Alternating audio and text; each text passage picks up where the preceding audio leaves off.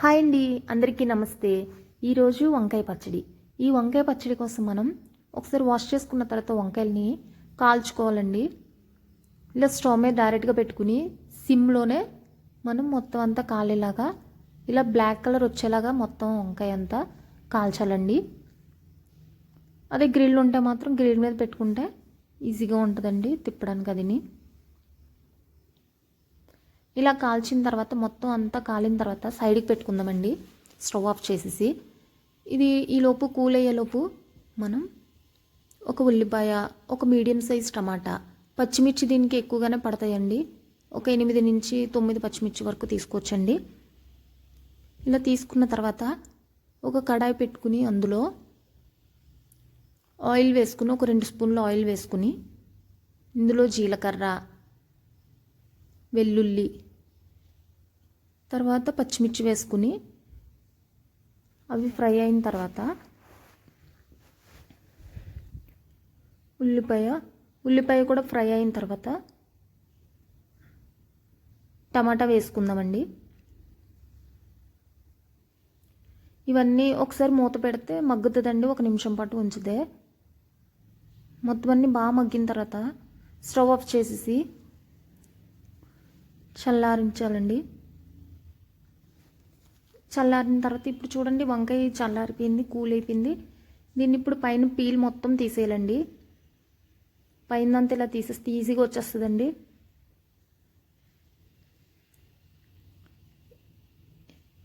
ఇలా రెండింటికి బాగా తీసేసుకున్న తర్వాత ఒకసారి చూసుకుందామండి, కట్ చేసుకుని లోపల ఏమన్నా పుచ్చుగానే ఉన్నదేమో.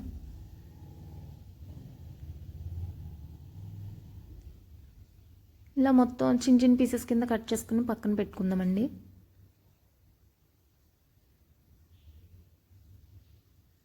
ఇప్పుడు మనం జార్లో ఆల్రెడీ ఉల్లిపాయ, టమాటా మిక్చర్ ఉంది కదండి, అది చల్లారిన తర్వాత జార్లో వేసేద్దామండి. వేసిన తర్వాత ఇందులో మనం కొంచెం ఉప్పు,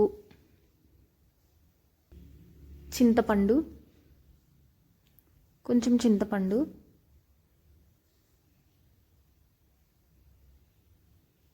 తర్వాత వంకాయలు వేసేద్దామండి. దీన్ని మిక్సీలో మనం మరీ ఎక్కువగా పెట్టకూడదండి, హైలోని కొంచెం విప్ చేస్తే సరిపోతుందండి. సైడ్కి ఉంటుంది కదండి, జస్ట్ ఇలాగా అలా ఒక 3 టైమ్స్ అంటే మనకి ఇలా అయిపోతుందండి. ఇప్పుడు మనం దీన్ని తాలింపు పెట్టుకుందామండి. పేస్ట్ని కొంచెం ఆయిల్ ఎక్కువ వేసుకుంటే కొంచెం ఒక 2 రోజులు ఉంటుందండి, బాగా బయట ఉంచినా సరే. ఒక 3 స్పూన్ల ఆయిల్ వేసుకుని అందులో ఆవాలు, జీలకర్ర అన్నీ కూడా 1/2 స్పూన్ వేసుకుందామండి. మినప్పప్పు,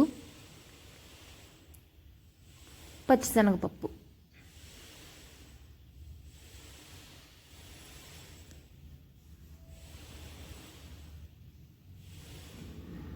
ఎండుమిర్చి, ఒక 2 నుంచి 3 ఎండుమిర్చి,